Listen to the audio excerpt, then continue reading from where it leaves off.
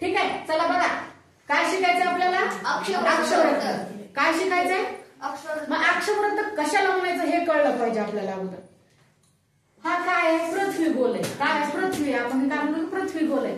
मग पृथ्वीवरच्या कोणत्या रेषांना, आडव्या रेषांना. आडव्या रेषांना, काल्पनिक ज्या आडव्या रेषा आहेत पृथ्वीवरच्या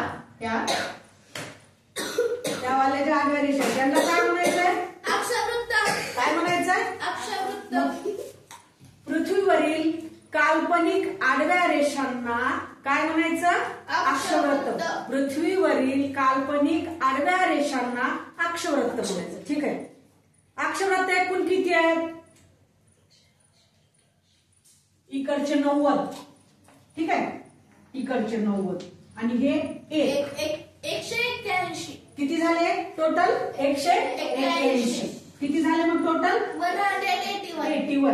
181 अक्षवृत्त आहेत एकूण. आणि प्रत्येक अक्षवृत्ताची लांबी सारखी आहे का, नाही. प्रत्येक अक्षवृत्त हे कसं आहे, वेगवेगळ्या लांबीचं आहे. आणि जे मध्य भागातून गेलेलं जे आहे की नाही मेन अक्षवृत्त हे, त्याला विषुवृत्तही म्हणतो आपण. 0 अंश आहे की नाही, 0 अंश विषुवृत्त म्हणतो आहे की नाही. ठीक आहे.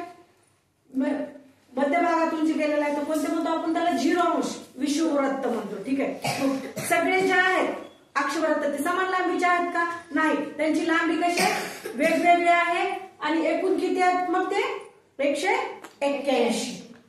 वरचे उत्तर ध्रुवातले 90, दक्षिण ध्रुवातले 90 आणि मेन वाला 1 असं 181. ठीक आहे.